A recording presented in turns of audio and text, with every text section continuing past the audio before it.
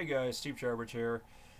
So today is going to be another reading of the book by Diane Downs. It's been way too long since I did one of these. I think the last time I did one of these readings was like 2 months ago, and I certainly did not intend to go that long without continuing this reading series of this book.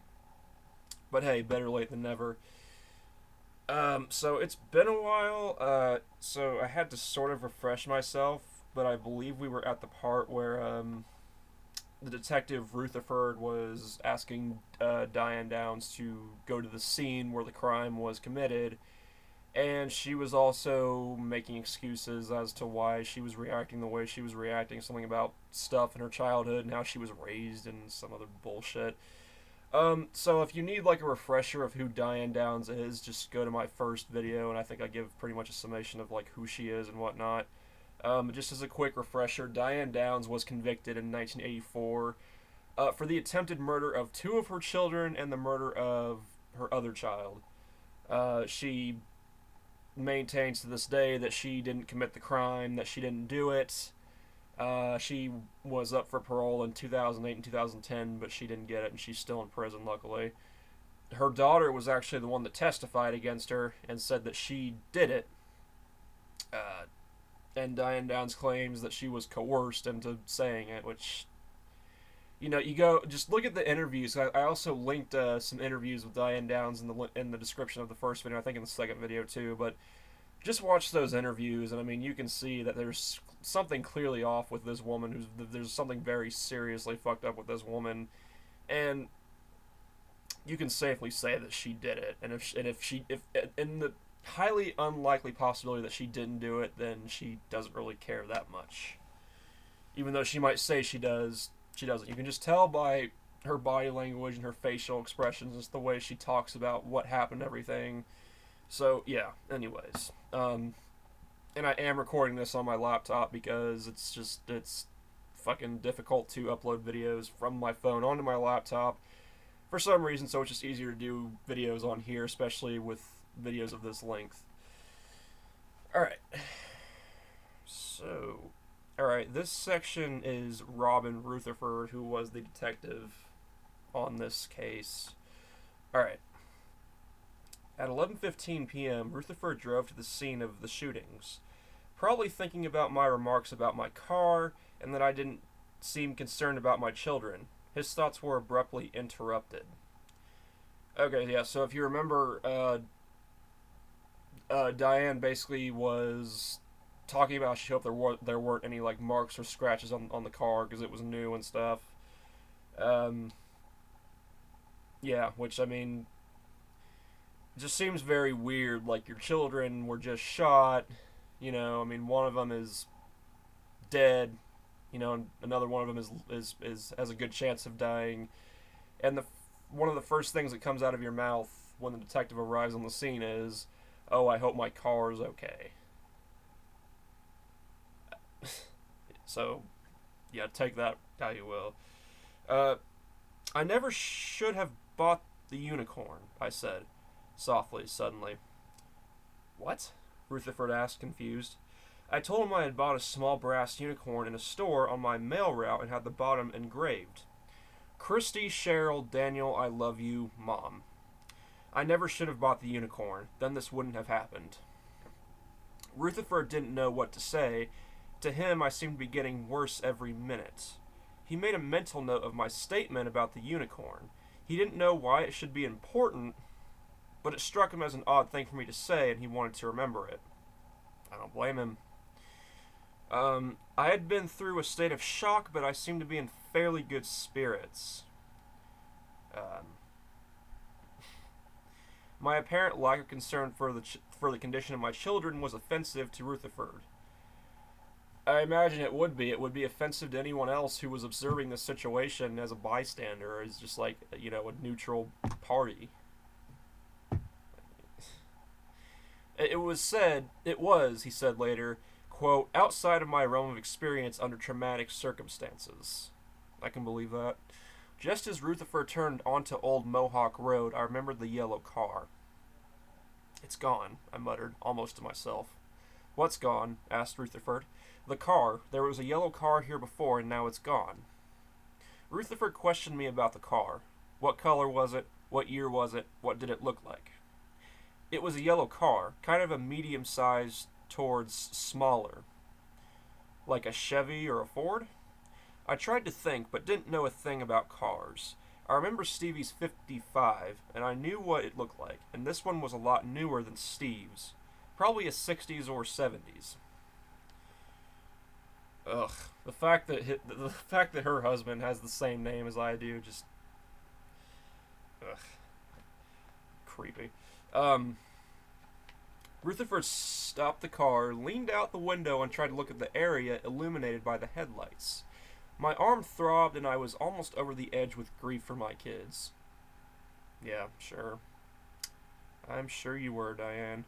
I would have cried if my father hadn't been there, but I knew from years of bitter first-hand experience that he wouldn't tolerate that. Oh, you poor victim. So I kept it in, the way I had always done. I asked Rutherford to take me back to the hospital. You'll have to wait, I don't have time right now. I waited a few minutes, then asked again. Rutherford was irritated and said I'd have to wait. Finally, I pleaded with Rutherford, please take me back now. We left the scene and Rutherford drove to a house that sat across the field. As he pulled up to the house, Rutherford said the house belonged to a friend of his. My father noticed a light flash off inside, and then flash back on, and he mentioned it to Rutherford, who said nothing. Suddenly, it happened again. I thought that if the man was inside holding someone, they couldn't scream out. But maybe could turn the light on and off. Finally, my father said, what if someone's in trouble in there? Rutherford replied airily, I'll come back and check it in the morning. I don't want to disturb them. The light's going on and off. They're awake, insisted my father. They're not going to be disturbed. In fact, you might save them. It didn't make sense to my father or me that Rutherford wouldn't check this out, but he just said he'd do it later and drove off. Rutherford drove back to Hayden Bridge and met another detective with the Lane County Sheriff's Department. She never mentioned that in any of her testimonies or any of her parole hearings. So that's the first I'm reading about that little detail. Everyone got out of the cars, and Rutherford introduced me and my father to the detective, who said his name was Dick Tracy. I laughed and said, "Are you kidding?" "No, that's really my name." "Does your name have anything to do with you becoming a cop?" I asked Tracy with a little laugh. "Could be, Diane, could be."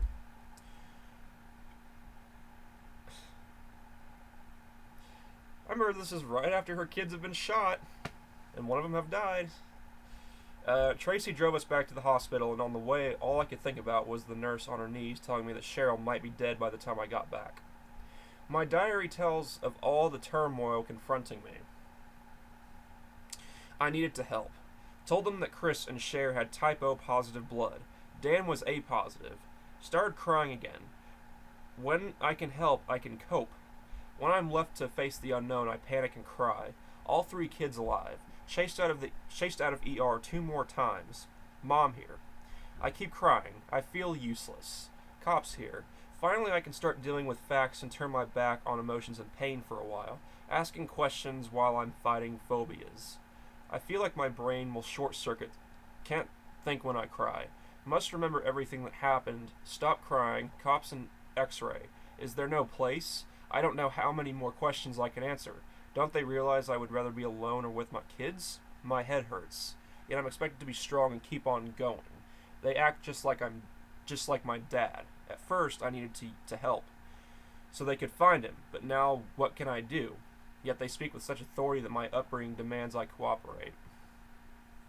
Oh yeah, it's all about you, Diane. You're such a victim. Again, just such a victim.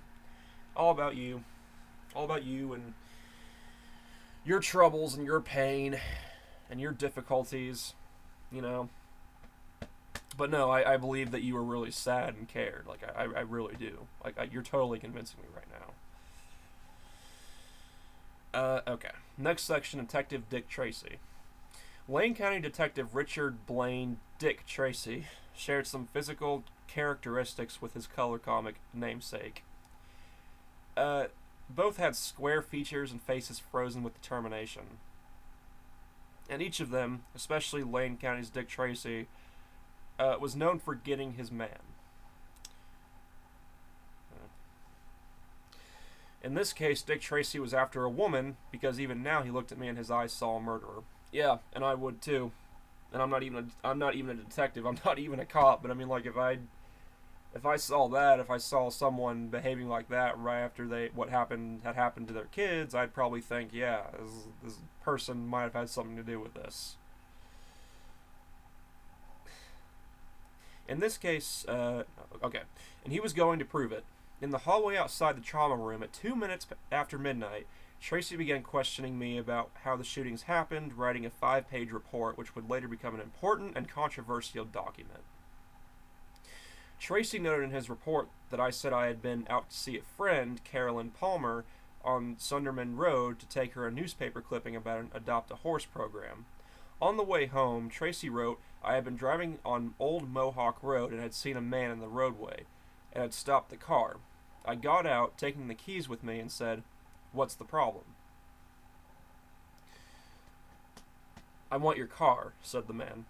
You've got to be kidding, I replied. Tracy wrote in his report that I had said that the man shoved me to the back of the car and then reached into the car and shot my children.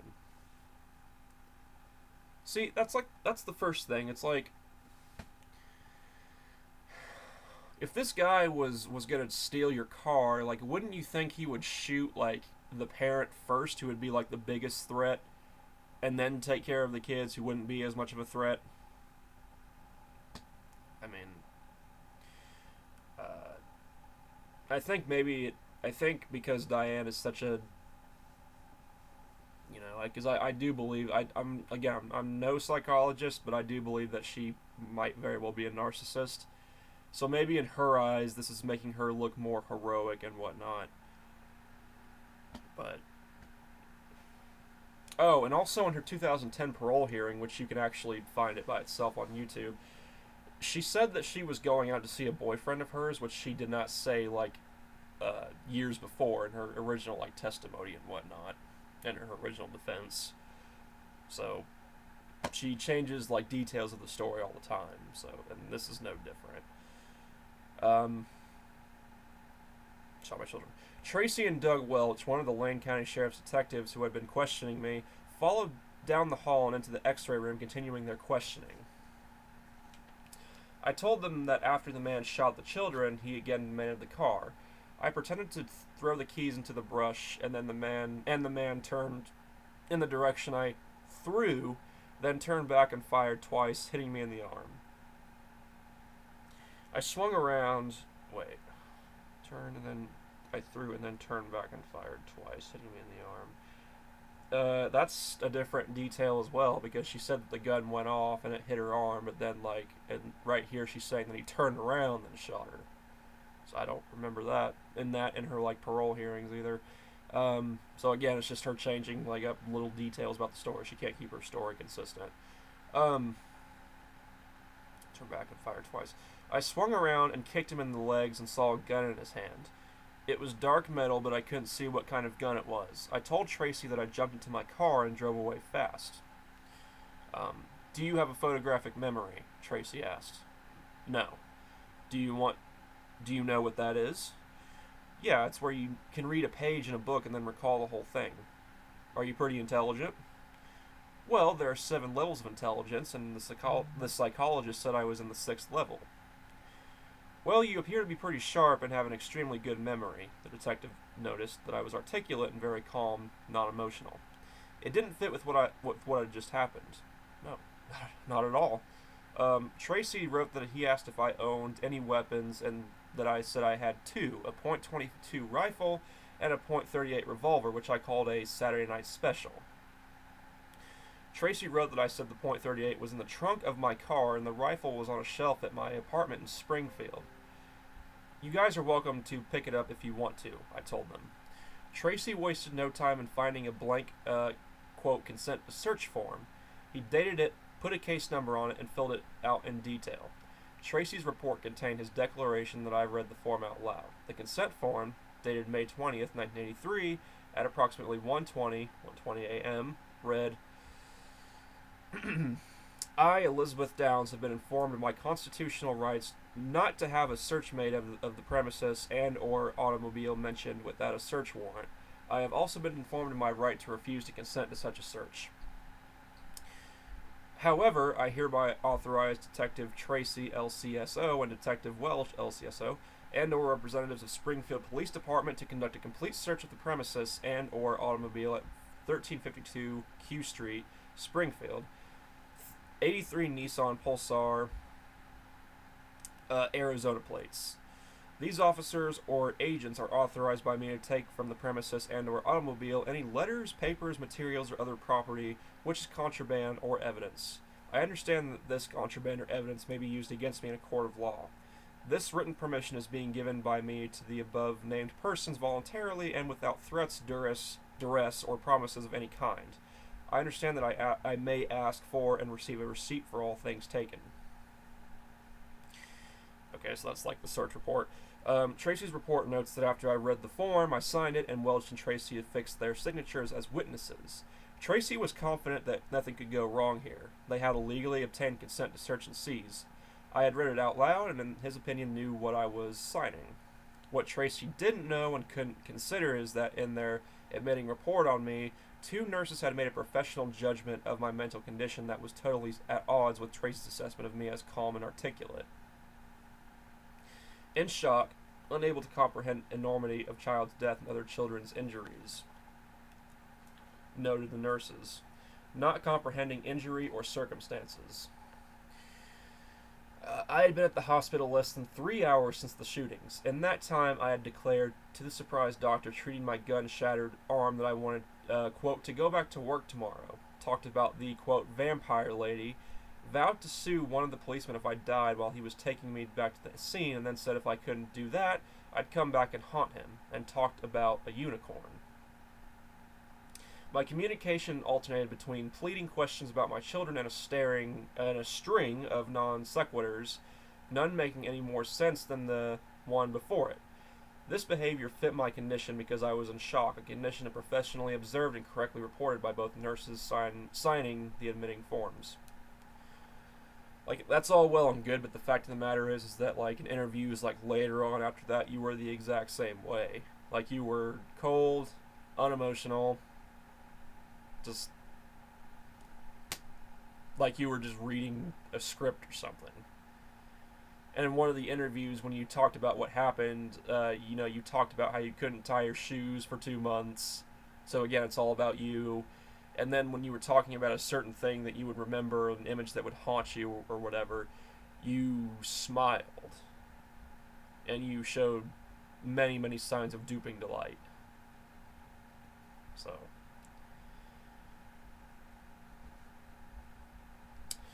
but at the hospital that night, people who were witness to or victim of my smart mouth, short temper, or baffling remarks about vampires, unicorns, and haunting started drawing the battle lines, and mine started being made up about what happened on Old Mohawk Road. And then this is her patient form. Hospital admission date. Form number 12601-2. Mackenzie William at hospital. Patient's name Elizabeth Diane Downs. Date May 20th, 1983. Time 3:05. Initial system assessment psych/soc. I'm in shock, unable to comprehend enormity of child's death and other children's injuries.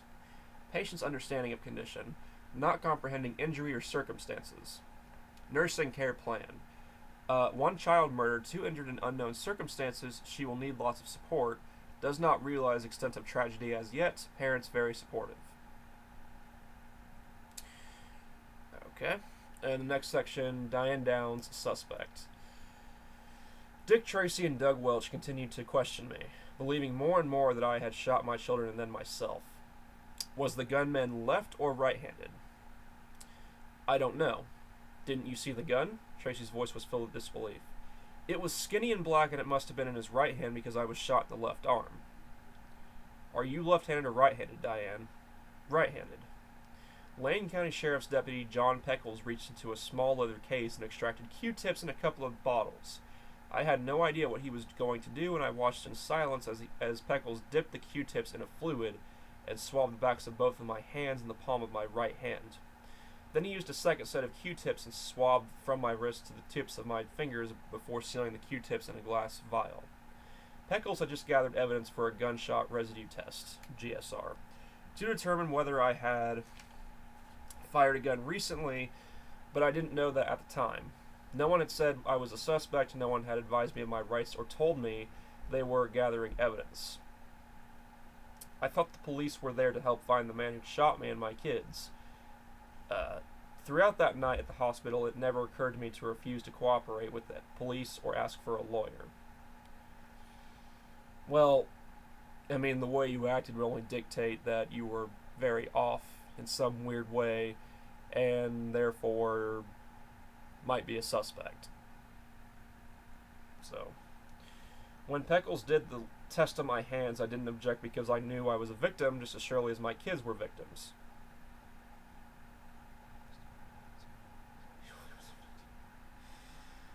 Wow, okay. But I was completely ignorant of a primary rule in homicide investigations. Look first to the person closest to the victim. That's exactly what Tracy and Welch did, and in me they saw a laughing, animated woman unconcerned that her children were hovering near death. They saw a laughing, animated woman unconcerned that her children were hovering near death.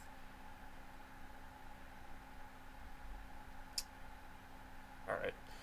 From there, it was only a short step to the conclusion that I'd shot them. All that remained was to gather the evidence to prove it. The gunshot residue test was just the start. In the first of many evidence property reports that would be filled out by police, Peckles noted at 12:18 a.m. that he had run a test on me to check for GSR. On the form are boxes to be checked to indicate whether the subject of the report is a victim, complainant, or suspect. In the boxes next to subject Cheryl Lynn Downs, V is clearly marked. In the box next to subject Elizabeth Diane Downs, Peckles marked S for suspect. At 18 minutes after midnight, 1 hour and 48 minutes after the shootings, I was the prime suspect. And again, I can see why. Because you're laughing, making jokes right after this happened. Like, I understand that, like, sometimes after that people can go into shock. But something tells me that, you know, even though you provided, like, that report from the nurse, something tells me that it wasn't simply a state of shock that you were in. You know, I think that the fact that you were laughing, making jokes, kind of contradicts that a little bit. Because I can imagine that any parent who, you know, has just lost one of their kids and their other two kids are in critical condition, I mean, I can imagine that they probably wouldn't be laughing and making jokes like everything was normal. I mean, like, and when they were shot themselves by some stranger, so, like, I mean, you're trying to make the argument that that's just how you cope with things like that, but I mean, when you're a parent and when it's your own kids, I find that very hard to believe. You know, and I'm not a parent, you know, and I probably never will be, but I mean, even I can say that. I mean, I'm sure that if I for example, you know, if I was shot and I was in critical condition, I'm pretty sure neither of my parents would be laughing and making jokes like everything was all A-okay. So, even if they were in a state of shock. So,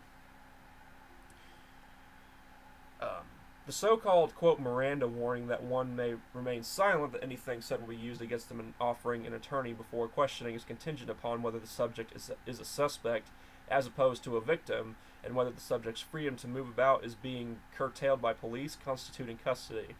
If so, Miranda rights must be read. The police knew I was in shock, but they still questioned me. They never told me I was a suspect, never read me any rights, and most of all, they never let me out of their sight. I don't blame them on that last one especially. During all the time I was with the police, they never threatened me or even used strong words, but their very presence and their authority was enough to activate a reaction that I was to do as I was told, without thought and without question. And my dad being there made it worse. Like you said, your dad being there helped you. Whatever. He had faith in the police, and he instructed me to do everything they said. It was a double authority. Quote.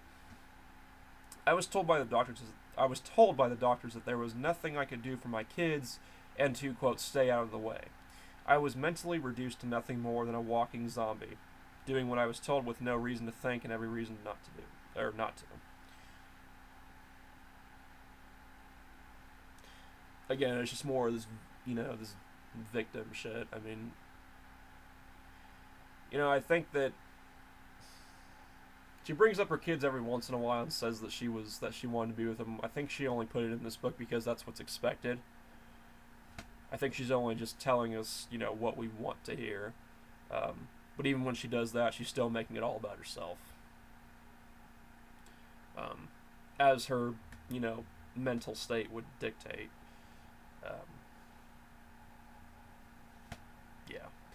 Alright, next section, document distortion. Much later, during the, quote, discovery phase of the trial, when the prosecution turned over all documents they intended to use in presenting their case, all of the, quote, evidence/property reports, like the one Pickles had completed for the GSR test, were included, along with reams of other documents.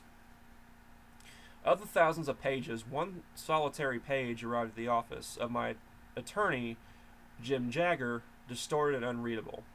The entry boxes for suspect, victim, and complainant are on the extreme left side of the page, and a bowing of the paper on the copy machine top results in the boxes and the marks in them being nearly obliterated. A close examination comparison with an undistorted similar report shows that the suspect box appears to be marked next to my name. If that were true, police had to advise me of my Miranda rights before any further questioning. And while an argument can be made that the distortion was the result of a slipshod duplicating the copy itself, reveals that the distortion was deliberate. Photocopying the lower left-hand corner of this distorted document are two fingers of a man with very carefully groomed cuticles. The edge of the paper can clearly be seen passing underneath the fingernails of this man, who was pushing the left-hand edge of the paper, causing the document to bound distort. The cover on the copier is not. Closed because this man's hand is in the way. At first glance, when one sees fingernails visible, it doesn't appear to indicate anything other than that the person making the copy was in a hurry and accidentally pushed the edge of the paper just as the copier was working. But a second look reveals more. Because the fingernails were photocopied, it means his hand was turned palm up, a very awkward way indeed to hold a sheet of paper down on the glass of a copy machine. One would use the tips of the fingers in the same manner one might slide a dollar bill across a table. After being denied a clean copy of this report, a reporter filed suit against the Lane County, Oregon District Attorney. In an out-of-court settlement, the document was provided. It did list me as a suspect, but in the avalanche of papers in this case, Jim Jagger didn't see this, or he didn't appreciate the consequence. So when the debate was to rage about just when I became a suspect, that's a poorly worded sentence, but the piece of evidence needed while in existence had been carefully obliterated by the man with the handsome cuticles. It lay in the middle of a sea of documents and no one gave it a second glance.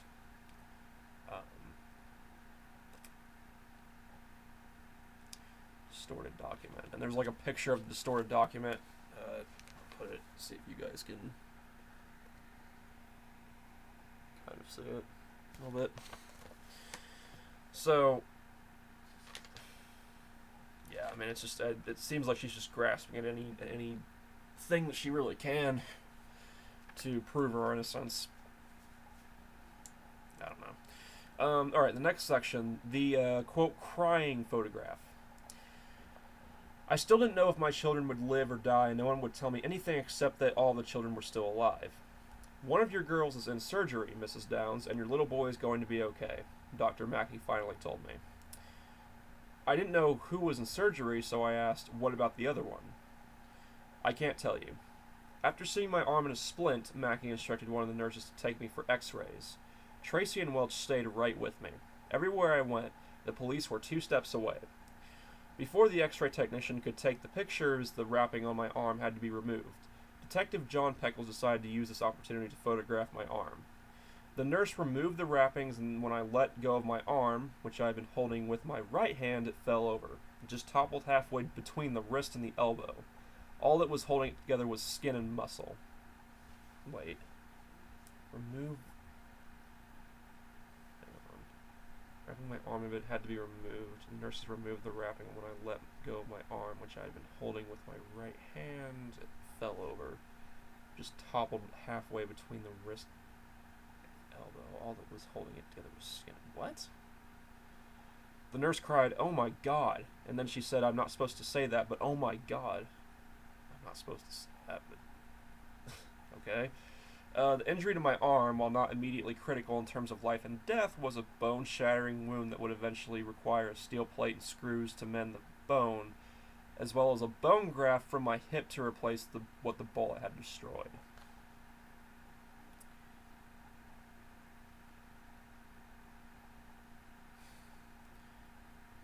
I didn't know about this particular part, but I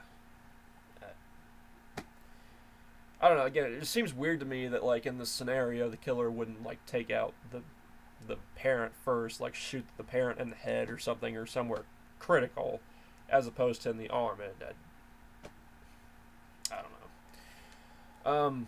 Peckles asked me to put both arms on the table so he could tell which was which. I turned to Peckles and asked, "Is my face going to be in the picture too?" "We have to be able to tell who the arms belong to, Diane." I faced the x-ray technician and asked, "How do I look?"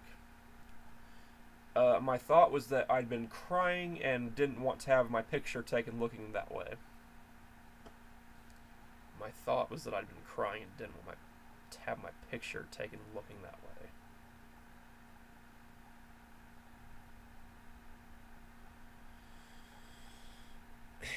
See, like, again, like, something like that I would think would be, like, the very last thing on someone's mind in that situation. So, like, it's like, on the one hand, she's trying to claim that that she's acting a certain way, but her thoughts were really about on her children, but then on the other hand, she's writing that her thoughts were also like this. Alright. You look fine. Peckles took several shots of my wounded arm, among them a full-face view showing tear-stained cheeks. When the time came that hospital personnel would claim I was completely composed, calm, and not crying, and I believe that, I'd be glad that Peckles had insisted on my face being in the photograph. But when we looked for the photograph in the piles of documents turned over by the state in discovery, the crying photograph was mysteriously missing. Peckles finished with his photos, and the x-ray personnel turned to the task of getting their pictures. In placing my arm, one of the nurses grasped at the wrist, while someone else, a man, pulled from the elbow. The pain was intense, and I reacted with nervous, uncontrollable laughter, attempting to hide the pain and mask my fear. And as I laughed, everyone in the room was watching and wondering what was driving me. What made me laugh when everywhere around me was pain and personal tragedy.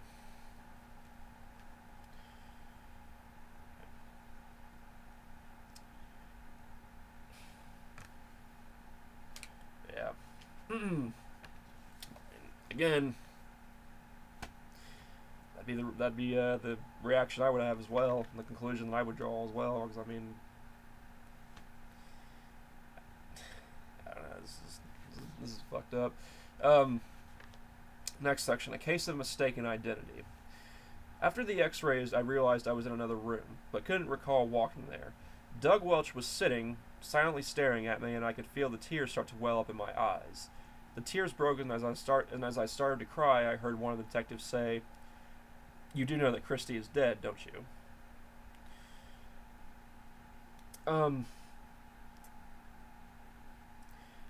I have a very hard time believing that Diane cried. One. Two, it seems like in order to believe that Diane was wrongfully convicted of this murder, you'd basically have to believe that everyone outside of like the nurses at the time were basically corrupt and against her. That's kind of the scenario that Diane is setting up. Um, I heard the words but didn't believe them. Christy was my favorite child, although I'd never admitted it before. Yeah, you say this now, but yet you can be seen in interviews. Whenever the cameras are on, whenever everything is about you, you love the attention. Like, you can see that in the interviews with her. She loves the attention. And when she talked about Christy, Christy dying, again, she talked about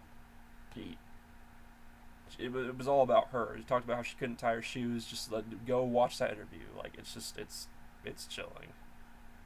But now I was crying and denying that any of this was happening, saying again and again that Christy was my favorite and that I couldn't live without her.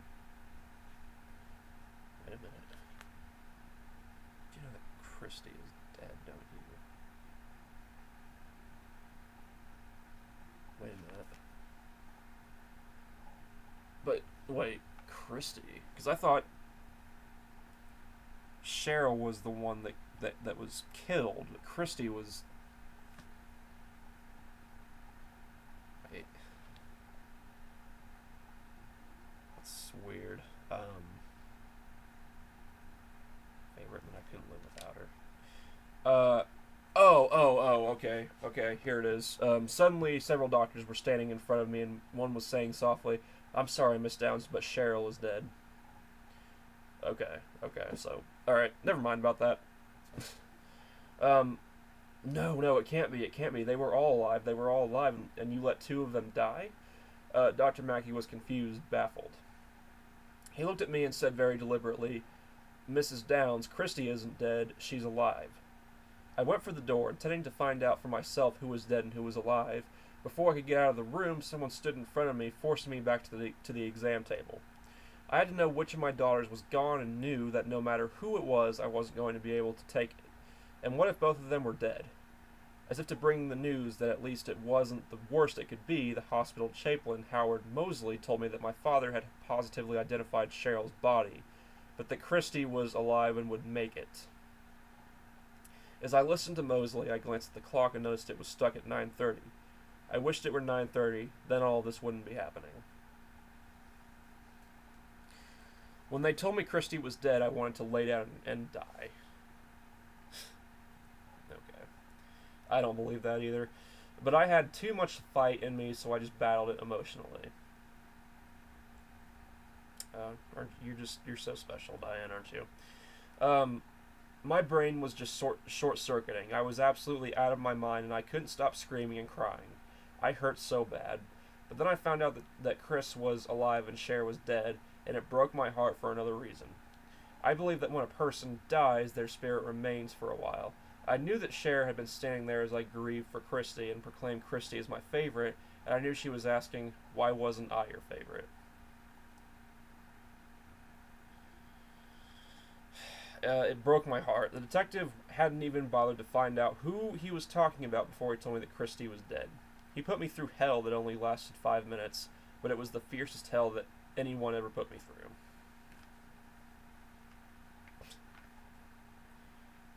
It's just like the focus is all on her. Like, it's... Like, she tries to make it seem like it's on her kids, but it's all on her. It's about how much of a victim she is and what she's going through and what... Springfield detective Robert Anton had walked in just before the chaplain delivered the news about Cheryl. As Tracy and 3 other officers watched, Anton sprayed my right hand with liquid of some kind. When the spray hit a small open cut, I winced in pain. Spray dripped down to the floor, and I looked at my hand and saw a dark red mark across the ends of my ring, middle and index fingers. Antoine looked puzzled, and Tracy, standing just 2 feet away from me, leaned over to him and asked, "What's wrong?" "She didn't pick up a gun," I heard Antoine say in a low voice. "She hit it, maybe, but she didn't pick it up."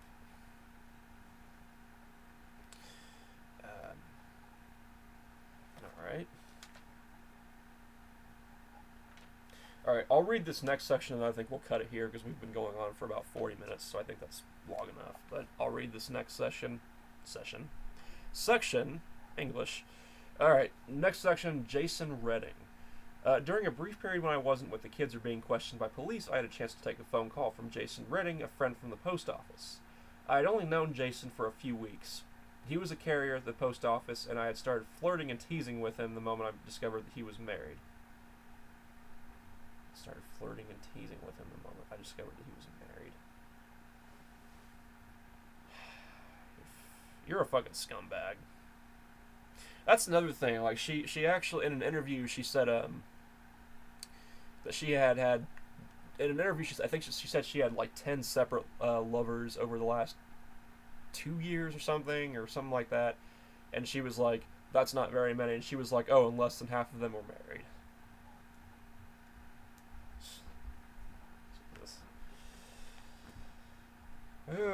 I tried to tell Jason what had happened, but was so stressed and talked so fast that he couldn't understand me. Jason told me he'd see me the next day. I always picked married men.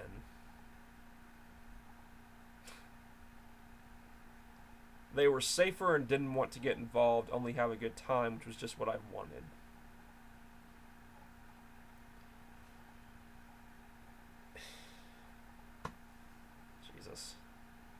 You are a fucking, just like, you are a whore. Like, I mean, seriously, you are a whore in the worst way. And I don't care if this is fucking slut shaming. I don't fucking care about any of that. You're a whore in the worst way possible. Like, and more like earlier in this book, weren't you just like basically like making yourself out to be a victim because like you were saying that you hate men and everything and that you and whatnot, but yet you're going out of your way to wreck marriages and like get with men who are supposed to be committed to another woman. So in the process, even you're hurting other women. I mean, I'm not saying that. I mean, like, the responsibility should also be on the married man. Like, he should know not to do that to his wife.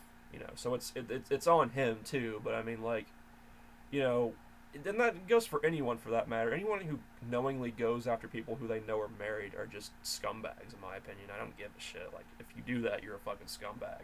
I mean, if you cheat in general, you're a scumbag to me. But like, if you do that, like, you're like a terrible person. I'm sorry. Since my divorce, I had played this little game of telling all of my lovers that I wanted them to leave their wives and run away with me. Of course, if one had tried to take me up on it, I would have been the one to run away. Besides, no one ever took my game seriously. Until Bert.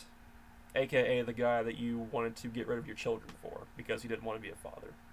And yes, that is actually, like, what happened. She got wrapped up with this guy right here. He didn't want children, and so she decided to basically get rid of her children. And of course, she would deny that, but that's what happened. Wow. You're not making yourself look very good here, Diane. Like, we all know that you're guilty of this, but like, even besides that, like, you're an outright just a fucking, again, a whore in the worst way possible, and you're just a fucking alright terrible person. But Bert was in the past, and Jason was in the present. True, I was writing letters to Bert telling him how much I loved him, that he was the only man on earth for me. Bert had made me promise that I would write to him every day, and in my letters I told Bert everything he wanted to hear. When he began to refuse the letters, I started saving them in a notebook, making an entry each night, most of them a paragraph or two. A page at most. The entries were the same, just with different wording. I love you, Bert. Why aren't you here? I need you. You're the only man for me. The letters were merely an extension of the way I had treated him in Arizona. If Bert showed up in Oregon, and I could never tell what he was going to do, one moment he was going to divorce Charlene and marry me, the next he was on his way back to Charlene, he'd read the letters and it would make him feel like I had been faithful to him. Reality, though, was far different. 3 days after I arrived in Oregon and started my new job, I began an affair with Jason. He was tall, like Bert, about the same age, and like all my men, bearded. But the similarities ended there. I had to work constantly to keep Bert's ego inflated, but with Jason there was a mutual compatibility. He was a friend to play with. It was good sex for the sake of sex, and there was no pressure like there was with Bert. Because Jason wasn't going back and forth, but seemed secure with his wife.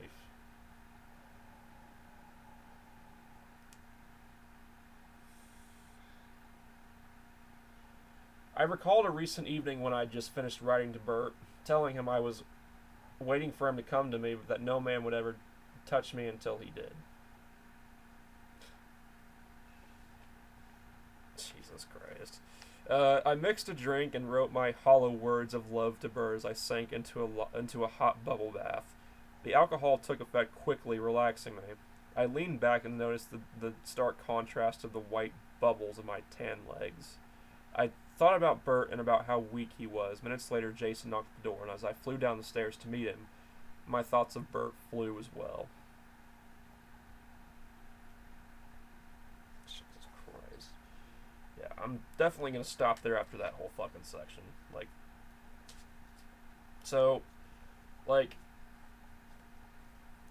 Like 1 minute you're talking about your kids, now you're supposedly concerned for them, while also making yourself out to be the biggest victim in the room. And then you go on to talk about all these lovers that you've had and how all of them are also married, and you know it, and that's the ones you go for.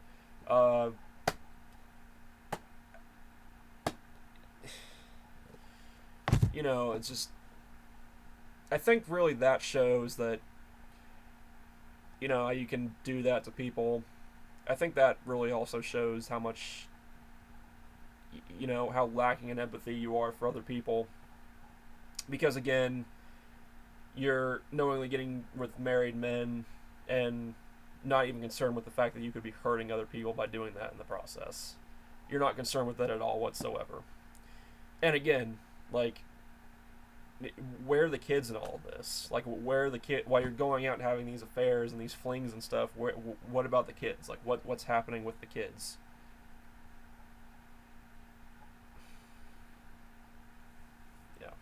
So, that's it for this one. If there is a hell, if a hell exists, I hope that Diane Downs goes there and burns in the hottest place of it. If that even exists. So, anyways, let me know what you thought, and I'll talk to you guys later. So, peace, and have a good day.